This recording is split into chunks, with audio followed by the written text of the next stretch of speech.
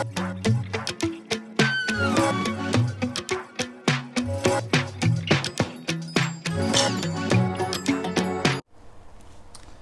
sejahtera Malaysia, denyut nadi suara rakyat bergema di channel ini.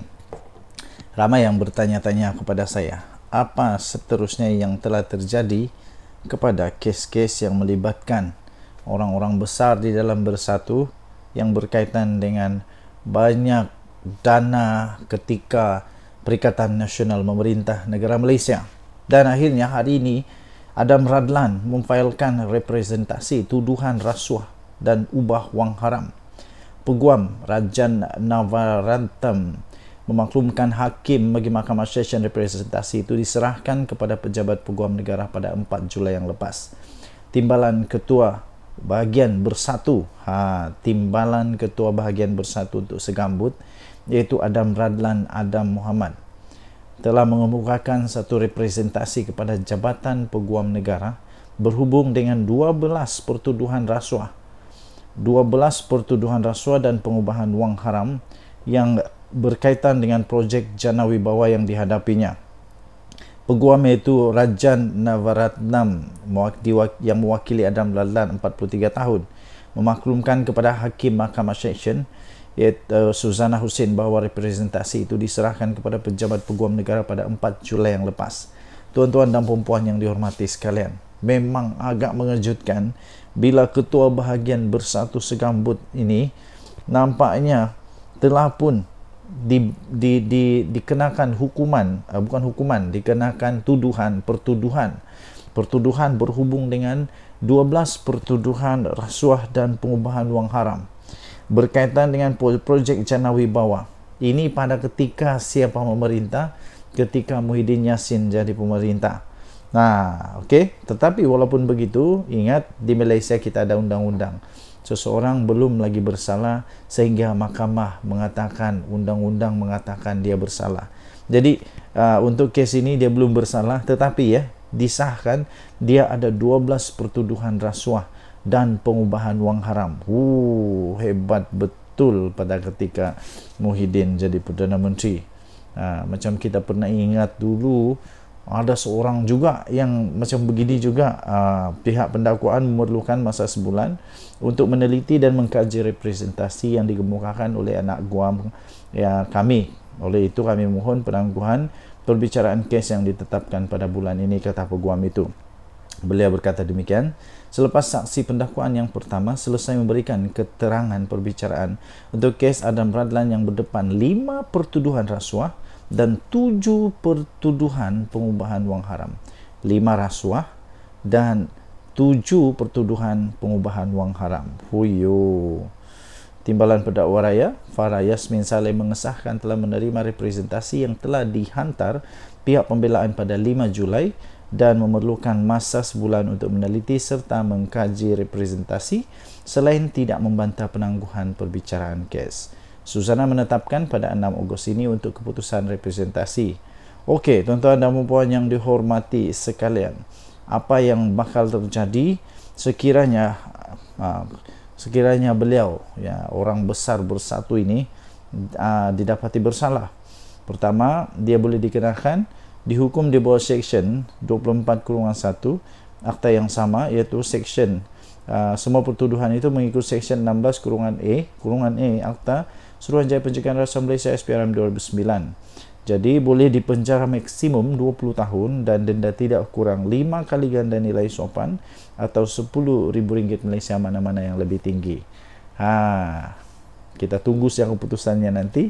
Denyut nadi suara rakyat bergema di channel ini. Jangan lupa tekan butang subscribe, like dan share. Malaysia kita punya.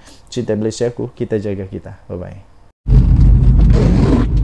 Salam sejahtera Malaysia, denyut nadi suara rakyat bergema di channel ini. Saya ada 2 soalan yang tuan-tuan dan puan-puan boleh WhatsApp pula, boleh balas di ruangan komen. Soalan yang pertama, kalau pilihan raya umum diadakan pada bulan September, contoh sajalah, andai kata tiba-tiba bubar parlimen kerana Datuk Seri Anwar Ibrahim.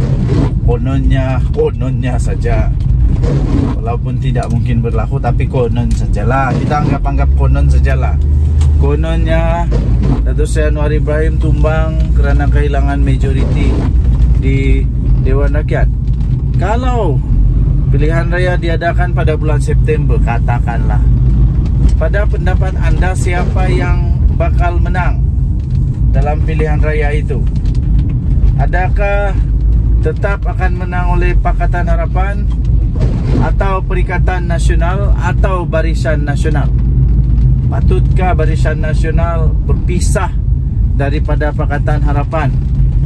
Patutkah UMNO untuk mencuba nasib sekali lagi untuk bertanding secara gentleman, iaitu secara solo, tidak mengharapkan mana-mana gabungan lain kecuali Barisan Nasional sahaja? Siapa yang bakal menang? Adakah Perikatan Nasional yang bakal menang dengan bergaya sekali lagi? Dan soalan kedua ya tuan-tuan dan puan-puan yang dihormati sekalian, kalaupun tiba-tibalah Pakatan Harapan kalah, Perikatan Nasional menang, soalan kedua ialah siapa yang layak untuk jadi Perdana Menteri Malaysia untuk menggantikan Datuk Seri Anwar Ibrahim? Itulah masalahnya sebenarnya. Masalah paling besar ialah siapa yang layak untuk ganti Datuk Seri Anwar Ibrahim untuk jadi Perdana Menteri. Adakah Hadi Awang? Tapi Muhyiddin setujukah? Adakah Dr. Samsuri, Menteri Besar Terengganu?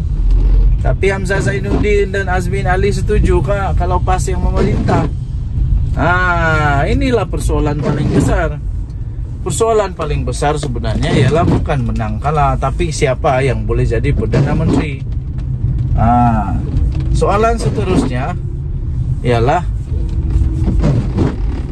masihkah PAS mahu Muhyiddin jadi Perdana Menteri? Sanggupkah PAS untuk menjadi, sekali lagi, menjadi parti paling banyak menang, tapi akhirnya parti yang tidak pernah jadi kerajaan Perdana Menterinya daripada parti itu? Maukah? Okey, jadi tinggalkan komen anda. Apa pendapat anda? Siapa sebenarnya yang boleh jadi Perdana Menteri? Muhyiddin Yassin pun rasanya PAS sudah tidak mau jadi Perdana Menterinya Muhyiddin Yassin. Takkanlah Mahathir pula. Mahathir langsung tidak sudah kaki, sebab dia bukan MP, kecuali dia menang lah. Tapi baru-baru ini pilihan raya kalah teruk habis Mahathir. Jadi siapa yang layak untuk ganti Datuk Seri Anwar Ibrahim? Yang saya nampak tiada lah, belum ada lagi. Belum ada lagi.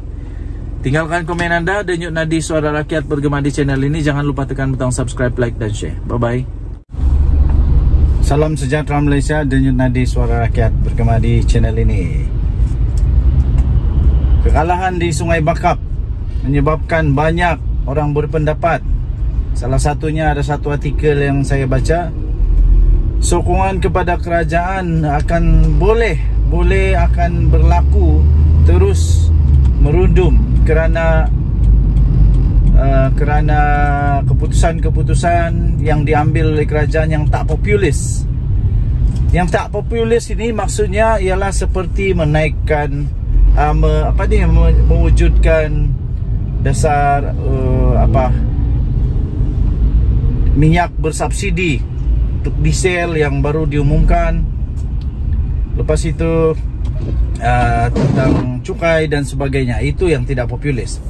Jadi pada pendapat anda, terutamanya yang penyokong-penyokong PHPN, memang benarkah keadaan ini berlaku dan patutkah, perlukah untuk Datuk Seri Anwar Ibrahim, Perdana Menteri Malaysia, untuk mengumumkan, menarik semula dasar yang tidak populis ini? Keputusan-keputusan yang tidak populis, tidak popular, tidak disukai oleh rakyat ini. Sebenarnya pada pendapat saya, bukan semua rakyat terkesan. Yang terkesan itu adalah orang-orang yang kaya saja. Sebab untuk orang-orang yang tidak kaya, kita tetap akan mendapat subsidi daripada kerajaan, iaitu dengan bantuan daripada kerajaan untuk mengimbangi kenaikan harga itu. Adakah kerajaan perlu untuk membatalkan semua itu? Pada pendapat saya, tidak perlu. Tidak perlu, kerana akhirnya satu hari nanti, 10-15 tahun akan datang, semua orang akan mendapati bahawa keputusan Datuk Seri Anwar Ibrahim ini adalah keputusan yang menyelamatkan negara Malaysia, yang dapat menyelamatkan negara Malaysia, dan bukan hanya untuk menjaga pungkok, menjaga buntut supaya terus dapat duduk di kerusi empuk Perdana Menteri, kerusi empuk MP dan sebagainya. Ada peribahasa bilang, biarku menjadi lilin yang dibakar memberikan cahaya. Jadi itulah keputusan-keputusan yang tidak populis ini, walaupun sekarang kelihatan seperti tidak bagus, tapi percayalah, 15 tahun dari sekarang rakyat akan mulai mengingat bahawa ini antara keputusan yang berani yang menyelamatkan negara Malaysia. Jadi antara lain juga ialah keputusan tidak populis daripada PKR PH lah secara keseluruhan, yang mengambil keputusan bekerjasama dengan Zahid Hamidi dan terutamanya Zahid Hamidi, yang mana diketahui memang ada kes mahkamah. Jadi itu memang tidak populis juga. Adakah ini juga telah menyebabkan pengundi-pengundi Tegar, penyokong-penyokong Tegar Pakatan Harapan juga mulai meragui dan tidak lagi terlalu tegar, tidak lagi menyokong apapun keadaan kepada Pakatan Harapan ini? Adakah perlu untuk PH melepaskan diri daripada kerjasama dengan Barisan Nasional yang dianggap sudah runtuh, sudah hancur berkecai dan tidak kuat lagi lah? Bukan macam dulu, letak kayu pun boleh menang. Apa pendapat anda? Sila tinggalkan komen. Denyut Nadi Suara Rakyat bergema di channel ini. Jangan lupa tekan butang subscribe, like dan share.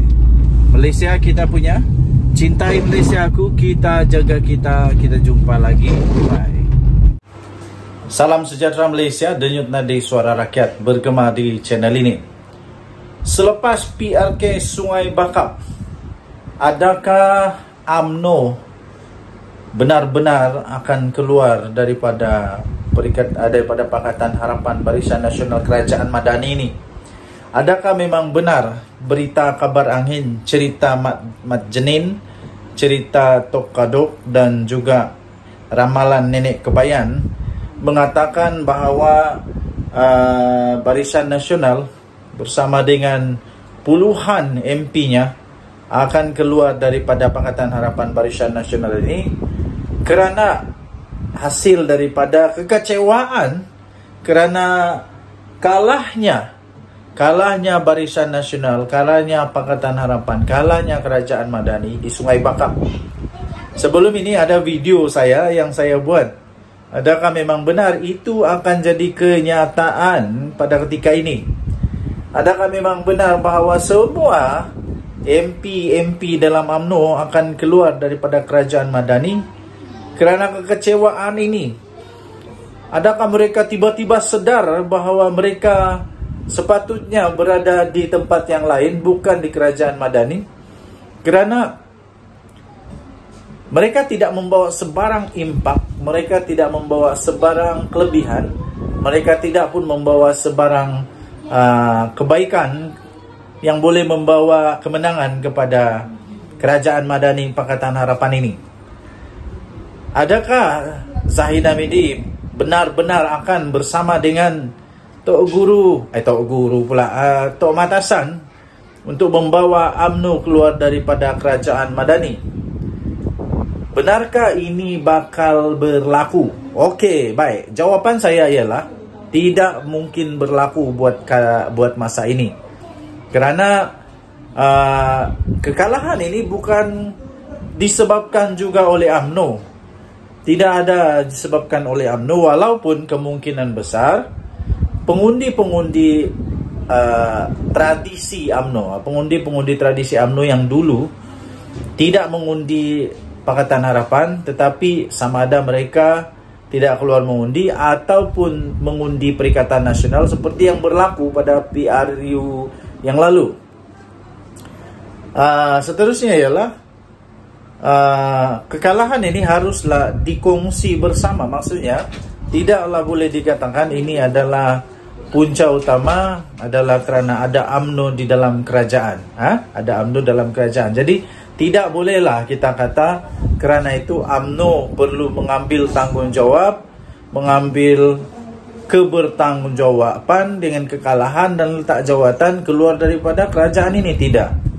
Tetapi kalau memang betul UMNO mau keluar pun tiada masalah juga.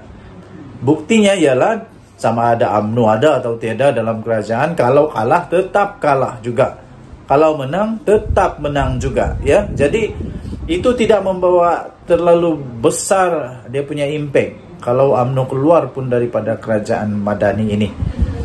Okey, apapun kita harap janganlah keluar daripada kerajaan ini. UMNO janganlah keluar daripada kerajaan supaya kestabilan politik di Malaysia dapat dikekalkan sekurang-kurangnya. Selesailah panggal ini. Biarlah kalau mau tumbang pun biar tumbang pada pilihan raya, bukan tumbang pada apa ini, tebuk-tebuk atap, pada pintu belakang, pada macam-macam pengkhianatan dan sebagainya. Itu tidak seronoklah. Okey, bertahanlah. Ada 3 tahun lagi, paling lama pun 3 tahun lagi untuk kita tukar balik kerajaan ini kalau perlu. Denyut Nadi, Suara Rakyat bergema di channel ini. Jangan lupa tekan butang subscribe, like dan share. Bye-bye. Salam sejahtera Malaysia. Denyut Nadi, Suara Rakyat bergema di channel ini. Ramai yang bertanya-tanya kepada saya, apa seterusnya yang telah terjadi kepada kes-kes yang melibatkan orang-orang besar di dalam Bersatu yang berkaitan dengan banyak dana ketika Perikatan Nasional memerintah negara Malaysia. Dan akhirnya hari ini Adam Radlan memfailkan representasi tuduhan rasuah dan ubah wang haram. Peguam Rajan Navaratnam memaklumkan hakim bagi Mahkamah Session representasi itu diserahkan kepada pejabat peguam negara pada 4 Julai yang lepas. Timbalan Ketua Bahagian Bersatu, Timbalan Ketua Bahagian Bersatu untuk Segambut, iaitu Adam Radlan Adam Muhammad, telah mengemukakan satu representasi kepada Jabatan Peguam Negara berhubung dengan 12 pertuduhan rasuah. 12 pertuduhan rasuah dan pengubahan wang haram yang berkaitan dengan projek Jana Wibawa yang dihadapinya. Peguam iaitu Rajan Navaratnam yang mewakili Adam Radlan 43 tahun memaklumkan kepada Hakim Mahkamah Session iaitu Suzana Hussein bahawa representasi itu diserahkan kepada pejabat peguam negara pada 4 Julai yang lepas. Tuan-tuan dan puan-puan yang dihormati sekalian, memang agak mengejutkan bila Ketua Bahagian Bersatu Segambut ini nampaknya telah pun dikenakan hukuman, bukan hukuman, dikenakan pertuduhan berhubung dengan 12 pertuduhan rasuah dan pengubahan wang haram berkaitan dengan projek Jana Wibawa. Ini pada ketika siapa memerintah, ketika Muhyiddin Yassin jadi pemerintah. Okey. Tetapi walaupun begitu, ingat di Malaysia kita ada undang-undang. Seseorang belum lagi bersalah sehingga mahkamah mengatakan, undang-undang mengatakan dia bersalah. Jadi untuk kes ini dia belum bersalah, tetapi disahkan dia ada 12 pertuduhan rasuah dan pengubahan wang haram. Hebat betul pada ketika Muhyiddin jadi Perdana Menteri. Macam kita pernah ingat dulu Ada seorang juga yang macam begini juga, pihak pendakwaan memerlukan masa sebulan untuk meneliti dan mengkaji representasi yang dikemukakan oleh anak guam kami. Oleh itu kami mohon penangguhan perbicaraan kes yang ditetapkan pada bulan ini, kata peguam itu. Beliau berkata demikian selepas saksi pendakwaan yang pertama selesai memberikan keterangan perbicaraan untuk kes Adam Radlan yang berdepan 5 pertuduhan rasuah dan 7 pertuduhan pengubahan wang haram. 5 rasuah dan 7 pertuduhan pengubahan wang haram. Huyo. Timbalan pendakwa raya Farah Yasmin Saleh mengesahkan telah menerima representasi yang telah dihantar pihak pembelaan pada 5 Julai dan memerlukan masa sebulan untuk meneliti serta mengkaji representasi selain tidak membantah penangguhan perbicaraan kes. Susana menetapkan pada 6 Ogos ini untuk keputusan representasi.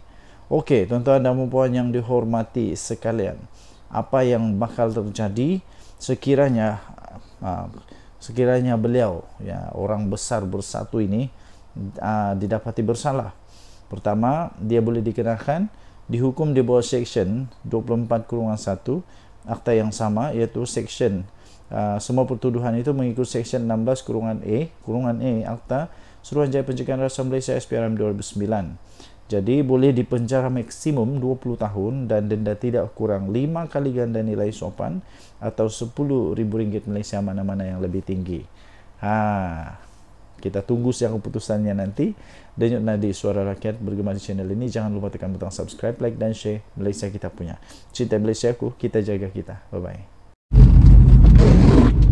Salam sejahtera Malaysia. Denyut nadi Suara Rakyat bergema di channel ini. Saya ada 2 soalan yang tuan-tuan dan puan-puan boleh WhatsApp pula, boleh balas di ruangan komen. Soalan yang pertama, kalau pilihan raya umum diadakan pada bulan September, contoh andai kata tiba-tiba bubar parlimen kerana Datuk Seri Anwar Ibrahim, kononnya saja, walaupun tidak mungkin berlaku, tapi konon sajalah, kita anggap konon sajalah. Kononnya Datuk Seri Anwar Ibrahim tumbang kerana kehilangan majoriti di Dewan Rakyat. Kalau pilihan raya diadakan pada bulan September, katakanlah, pada pendapat anda siapa yang bakal menang dalam pilihan raya itu? Adakah tetap akan menang oleh Pakatan Harapan atau Perikatan Nasional atau Barisan Nasional? Patutkah Barisan Nasional berpisah daripada Pakatan Harapan? Patutkah UMNO untuk mencuba nasib sekali lagi untuk bertanding secara gentleman, iaitu secara solo, tidak mengharapkan mana-mana gabungan lain kecuali Barisan Nasional sahaja?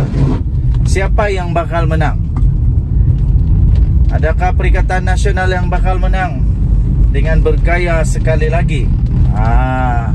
Dan soalan kedua, ya tuan-tuan dan puan-puan yang dihormati sekalian, kalaupun tiba-tibalah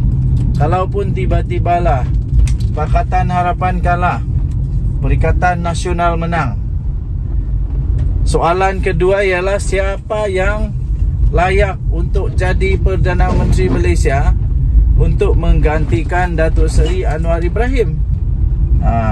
Itulah masalahnya sebenarnya. Masalah paling besar ialah siapa yang layak untuk ganti Datuk Seri Anwar Ibrahim untuk jadi Perdana Menteri. Adakah Hadi Awang tapi Muhyiddin setujukah? Adakah Dr. Samsuri, Menteri Besar Terengganu, tapi Hamzah Zainuddin dan Azmin Ali setujukah kalau PAS yang memerintah? Inilah persoalan paling besar. Persoalan paling besar sebenarnya ialah bukan menang kalah, tapi siapa yang boleh jadi Perdana Menteri. Soalan seterusnya ialah masihkah PAS mahu Muhyiddin jadi Perdana Menteri? Sanggupkah PAS untuk menjadi sekali lagi menjadi parti paling banyak menang, tapi akhirnya parti yang tidak pernah jadi kerajaan Perdana Menterinya daripada parti itu. Maukah? Okey, jadi tinggalkan komen anda. Apa pendapat anda? Siapa sebenarnya yang boleh jadi Perdana Menteri? Muhyiddin Yassin pun rasanya PAS sudah tidak mau jadi Perdana Menterinya Muhyiddin Yassin. Takkanlah Mahathir pula. Mahathir langsung tidak sudah kaki. Sebab dia bukan MP, kecuali dia menang lah. Tapi baru-baru ini pilihan raya kalah teruk, habis Mahathir. Jadi siapa yang layak untuk ganti Datuk Seri Anwar Ibrahim? Yang saya nampak tiada lah, belum ada lagi. Belum ada lagi. Tinggalkan komen anda. Denyut nadi suara rakyat bergema di channel ini. Jangan lupa tekan butang subscribe, like dan share. Bye bye. Salam sejahtera Malaysia. Denyut nadi suara rakyat bergema di channel ini. Ramai yang bertanya-tanya kepada saya, apa seterusnya yang telah terjadi kepada kes-kes yang melibatkan orang-orang besar di dalam Bersatu yang berkaitan dengan banyak dana ketika Perikatan Nasional memerintah negara Malaysia. Dan akhirnya hari ini Adam Radlan memfailkan representasi tuduhan rasuah dan ubah wang haram. Peguam Rajan Navaratnam memaklumkan hakim bagi Mahkamah Session representasi itu diserahkan kepada pejabat peguam negara pada 4 Julai yang lepas. Timbalan Ketua Bahagian Bersatu, Timbalan Ketua Bahagian Bersatu untuk Segambut, iaitu Adam Radlan Adam Muhammad, telah mengemukakan satu representasi kepada Jabatan Peguam Negara berhubung dengan 12 pertuduhan rasuah dan pengubahan wang haram yang berkaitan dengan projek Jana Wibawa yang dihadapinya. Peguam iaitu Rajan Navaratnam yang mewakili Adam Radlan 43 tahun memaklumkan kepada Hakim Mahkamah Session iaitu Suzana Hussein bahawa representasi itu diserahkan kepada pejabat peguam negara pada 4 Julai yang lepas. Tuan-tuan dan puan-puan yang dihormati sekalian, memang agak mengejutkan bila Ketua Bahagian Bersatu Segambut ini nampaknya telah pun dikenakan hukuman, dikenakan pertuduhan berhubung dengan 12 pertuduhan rasuah dan pengubahan wang haram berkaitan dengan projek Jana Wibawa. Ini pada ketika siapa memerintah, ketika Muhyiddin Yassin jadi pemerintah. Okey, tetapi walaupun begitu, ingat di Malaysia kita ada undang-undang. Seseorang belum lagi bersalah sehingga mahkamah mengatakan, undang-undang mengatakan dia bersalah. Jadi untuk kes ini dia belum bersalah, tetapi disahkan dia ada 12 pertuduhan rasuah dan pengubahan wang haram. Hebat betul pada ketika Muhyiddin jadi Perdana Menteri. Macam kita pernah ingat dulu, ada seorang juga yang macam begini juga. Pihak pendakwaan memerlukan masa sebulan untuk meneliti dan mengkaji representasi yang dikemukakan oleh anak guam kami. Oleh itu kami mohon penangguhan perbicaraan kes yang ditetapkan pada bulan ini, kata peguam itu. Beliau berkata demikian selepas saksi pendakwaan yang pertama selesai memberikan keterangan perbicaraan untuk kes Adam Radlan yang berdepan 5 pertuduhan rasuah dan 7 pertuduhan pengubahan wang haram. 5 rasuah dan 7 pertuduhan pengubahan wang haram. Timbalan Pendakwa Raya Farah Yasmin Saleh mengesahkan telah menerima representasi yang telah dihantar pihak pembelaan pada 5 Julai dan memerlukan masa sebulan untuk meneliti serta mengkaji representasi selain tidak membantah penangguhan perbicaraan kes. Suzana menetapkan pada 6 Ogos ini untuk keputusan representasi. Okey, tuan-tuan dan puan yang dihormati sekalian, apa yang bakal terjadi sekiranya beliau, orang besar Bersatu ini didapati bersalah? Pertama, dia boleh dikenakan dihukum di bawah Seksyen 24/1 Akta yang sama, iaitu Seksyen semua pertuduhan itu mengikut Seksyen 16/A Akta Suruhanjaya Pencegahan Rasuah Malaysia SPRM 2009. Jadi boleh dipenjara maksimum 20 tahun dan denda tidak kurang 5 kali ganda nilai sopan atau RM10,000 Malaysia mana-mana yang lebih tinggi. Kita tunggu siang keputusannya nanti. Denyut Nadi Suara Rakyat bergema di channel ini. Jangan lupa tekan butang subscribe, like dan share. Malaysia kita punya. Cinta Malaysia aku, kita jaga kita. Bye-bye.